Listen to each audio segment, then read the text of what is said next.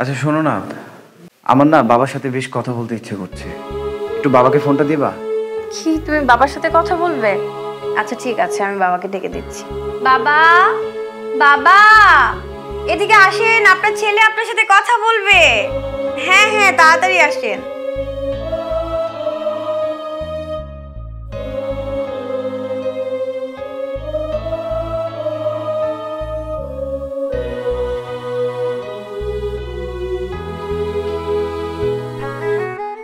এই বুড়া, একদম ছেলের সাথে ন্যাকামি করবি না। আমি যে কি করতে পারি তুই ভালো করেই জানিস। যদি কোনো ফালতু কথা বলিস তাহলে তোর খবর আছে। আমার ছোট ভাই আছে না, তোকে এমন মার দিবে কোমর নিয়ে না নড়তে পারবি না, ঠিক আছে? তোর ছেলে যা বলবে সবকিছু ঠিক আছে বলবি আর হ্যাঁ হ্যাঁ বলবি, ঠিক আছে?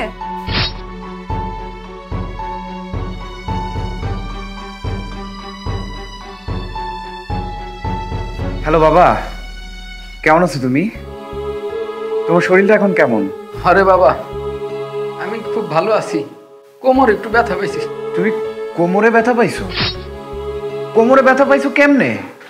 না বাজান, ওই ঘুমের কারণে হয়তো কোমরের একটু ব্যথা হয়েছে। তুমি কোনো চিন্তা করো না। আর তোমার বৌমা তোমাকে ঠিকঠাক মতন ওষুধপত্র দিচ্ছে তো? কোনো সমস্যা নেই তো? হ্যাঁ বাজান, না আমি খুব ভালো আছি। বৌমা আমার এই ওষুধ পানি সব কিছু ঠিকঠাক দেয়। তুমি এগুলো নিয়ে কোনো চিন্তা করো না বাজান।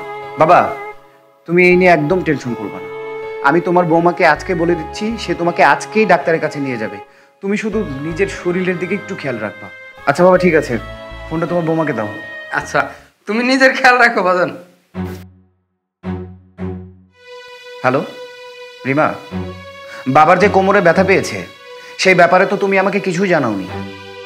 তুমি আজকের মধ্যে বাবাকে ডাক্তারের কাছে নিয়ে যাবে, আর কি হয় না হয় সেটা আমাকে জানাবে। আরে ডক্টর বলেছে মেডিসিন খেলেই ঠিক হয়ে যাবে, আবার কি দরকার আছে ডাক্তারের কাছে নেওয়ার বলো?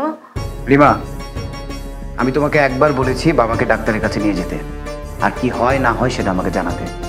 এর বাইরে আমি কোনো কথা শুনতে চাই না। আচ্ছা ঠিক আছে, নিয়ে যাব। এখন রাখি।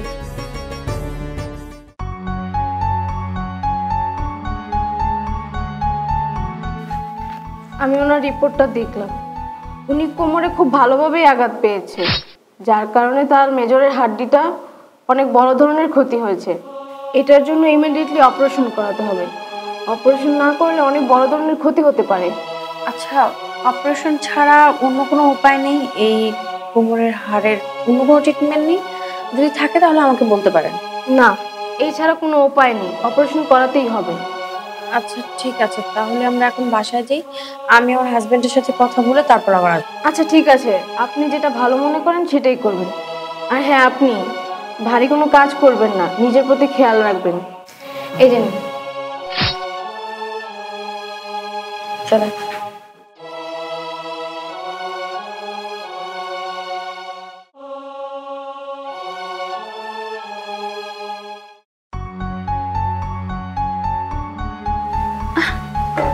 আরে তুমি? সারপ্রাইজ? সারপ্রাইজ মানে? এটা আমার জন্য? কেন, আমি তোমাকে সারপ্রাইজ দিয়েছি, তুমি খুশি হওনি? এটা তো মাত্র শুরু, সামনে তোমার জন্য আরো বড় সারপ্রাইজ অপেক্ষা করছে। কি? আমার জন্য আরো বড় সারপ্রাইজ অপেক্ষা করছে? আচ্ছা বলো না, আমার তো সারপ্রাইজের কথা শুনে আমি অস্থির হয়ে যাচ্ছি। বলো না কি সারপ্রাইজ? আরে বলছি, একটু অপেক্ষা করো। তার আগে একটা কথা বলো তো, তোমার অ্যাকাউন্টে কয় টাকা আছে? কেন হঠাৎ করে আমার অ্যাকাউন্টে কত টাকা আছে তুমি জানতে চাচ্ছ কেন? আহা, বললাম না সারপ্রাইজ দিব, সেটার জন্য প্রয়োজন। বলো কয় টাকা আছে? ও এই ধরো আমার অ্যাকাউন্টে 20 লাখ টাকার মতো আছে। 20 লাখ টাকা আছে না? তুমি এক কাজ করো, তুমি সেই টাকাটা মোবাইল ব্যাংকিং এর মাধ্যমে আমার অ্যাকাউন্টে পাঠিয়ে দাও। তোমার অ্যাকাউন্টে দিব মানে? আরে আমার দুষ্ট বউ কিচ্ছু বোঝে না। তোমার না মাত্র বললাম তোমার জন্য সারপ্রাইজ আছে, এখন তো বলতেই হবে। তোমার জন্য 5 কাঠা জায়গা কিনেছি, সেটার বুকিং আজকে, আর আমি তাদের বলেছি আজকের মধ্যে টাকা পাঠাবো, সেটার জন্য টাকা দরকার। কি বলছো? তুমি আমার নামে জমি কিনেছো? আচ্ছা ঠিক আছে, আমি এক্ষুনি দিচ্ছি।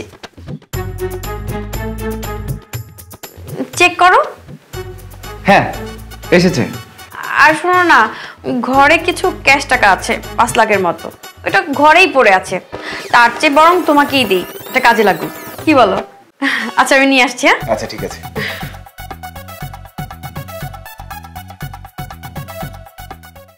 কি দুলা ভাই, শুধু বোনরে সারপ্রাইজ দিবেন? হ্যাঁ, আমরা সারপ্রাইজ দিবেন না নাকি?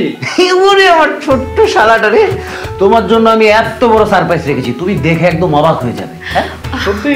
একদম সত্যি। এই যে 5 লাখ টাকা। যাক, কমপ্লিট হলো। তাহলে এখন সারপ্রাইজের পেলা। হ্যাঁ তো সারপ্রাইজ আমি দেখি। এটা কি আমার জমি দলিল? আপা, দুলাভাই তো তোকে ডিভোর্স দিছে, এটা তো ডিভোর্স লেটার। কি বলতেছিস? ডিভোর্স লেটার মানে তুমি আমার ডিভোর্স দিতেছো কেন?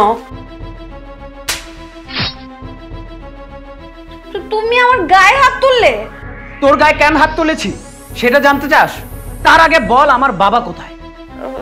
তোমার বাবা কোথায় আমি কিভাবে বলবো? এই বাড়ি ছেড়ে তোমার বাবা চলে গেছে। আমি তো তোমাকে বলেছি তোমার বাবাকে হসপিটালে ভর্তি করানোর পর আর আমি তোমার বাবাকে খুঁজে পাই নাই। আরে তুই তো কখনো আমার বাবাকে হসপিটালে ভর্তি করাসনি, বরঞ্চ তুই আর তোর এই ভাই মিলে আমার বাবাকে ঘাড় ধাক্কা দিয়ে বাসা থেকে বের করে দিয়েছিস। তুই কি ভেবেছিস আমি কিছুই বুঝি না? আমি যেই টাকা আমার বাবার চিকিৎসার জন্য পাঠিয়েছি, তুই সেই টাকা দিয়ে শপিং করেছিস, তোর এই ছোট ভাইকে আইফোন কিনে দিয়েছিস। শোন, আমি যদি চাই না তোদের এই 2 ভাই বোনকে লুটপাটের মামলা দিয়ে এখনই জেলখানায় পড়তে পারি। আজকে রাস্তায় আসার সময় বাবার সাথে যদি আমার দেখা না হতো তাহলে হয়তো আমি কিছুই জানতাম না। আমি কালকের মধ্যে বাবা বাজান, বাবা তুই আইছা বাজান? আর তোমার এই অবস্থা কে করেছে? বাজান, তুই বিদেশ যাওয়ার পর থেকে তোমার এই অবস্থা বাজান।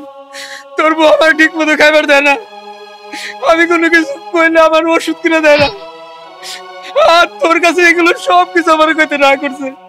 যদি আমি কই তাহলে তো আমার বাইরে বলাইতে।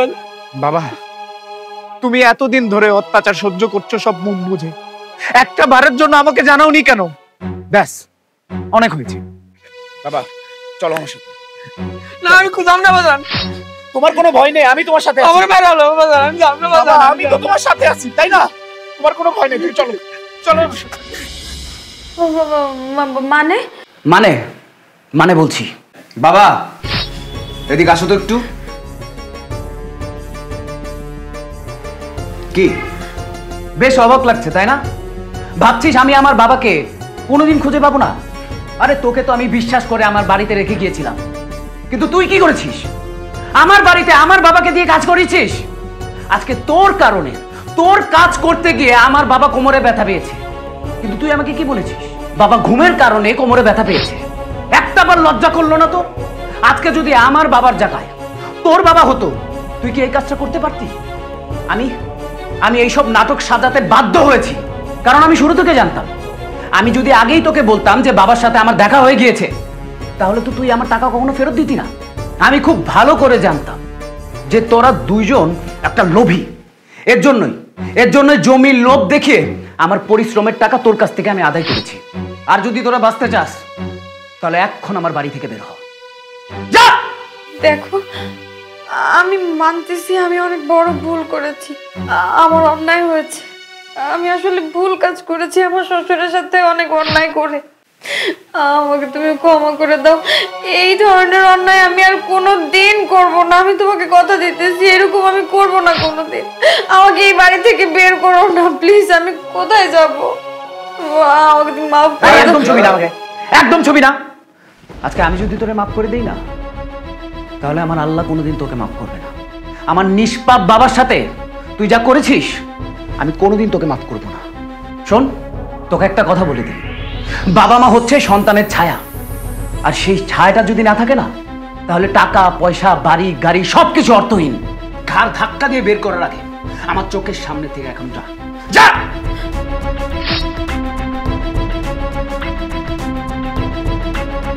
বাবা,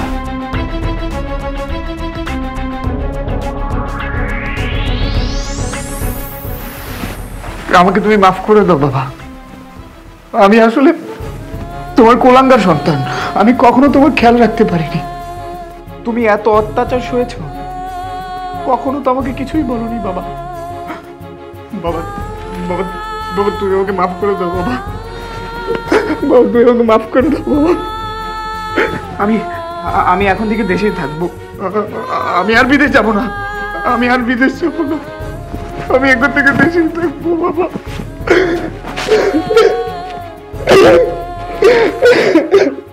বন্ধুরা, আমাদের ভিডিওটি কেমন লেগেছে অবশ্যই কমেন্টে জানাবেন। আর ভিডিওটা লাইক, কমেন্টস এবং শেয়ার করে দিবেন। আর নিত্য নতুন ভিডিও পেতে আমাদের পেজটা অবশ্যই ফলো করে দিবেন।